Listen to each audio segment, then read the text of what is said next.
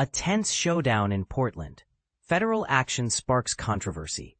In a dramatic turn of events, federal officers deployed tear gas and made arrests during a protest outside the Portland Immigration and Customs Enforcement ICE facility. This incident, which took place on October 4, 2025, has sparked intense debate and raised questions about the role of federal intervention in local matters.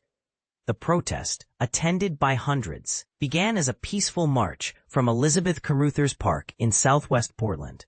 However, tensions escalated when protesters arrived at the ICE facility and blocked the road, leading to a confrontation with federal law enforcement. The spark: Trump's deployment decision. This latest demonstration follows President Donald Trump's announcement last week to deploy up to 200 members of the Oregon National Guard to Portland. A controversial move, it has divided opinions and sparked protests across the city. Confrontation and tear gas. As the protesters gathered at the detention facility, federal officers emerged and fired tear gas canisters to disperse the crowd. The exact number of canisters fired remains unclear, but those at the front of the protest reported multiple rounds. Federal law enforcement also made multiple arrests, targeting protesters standing on the sidewalk outside the facility's entrance. The use of tear gas continued throughout the afternoon, with officers firing canisters around 1:20 p.m. Reactions and personal stories.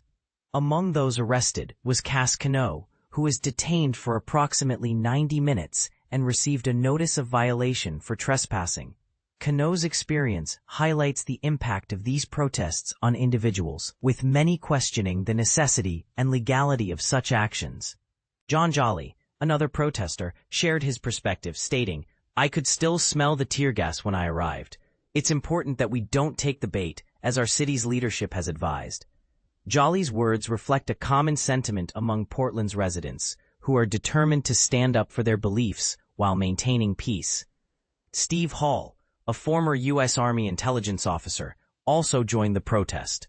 He expressed his strong opinion, saying, "The Guard troops don't belong here. Our police force is more than capable of handling any situation, including those within the city and county." Hall's statement adds fuel to the debate, questioning the need for federal intervention. Brittany Carr, accompanied by her 5-year-old daughter, attended the protest to set an example. Carr explained, "I want to show my daughter that standing up for what we believe in is important. We can protest peacefully and make our voices heard." Carr's presence highlights the impact of these protests on families and the next generation. The controversy continues. This incident has sparked a heated debate, with many questioning the tactics employed by federal officers. The use of tear gas and arrests has divided opinions, leaving some to wonder if these actions are justified. As the story continues to develop, it remains to be seen how this controversial event will shape Portland's future. And here's the part most people miss. The impact of these protests extends beyond the immediate confrontation.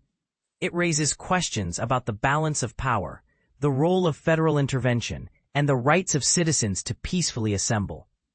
What are your thoughts on this complex issue? Feel free to share your opinions and engage in a respectful discussion in the comments below.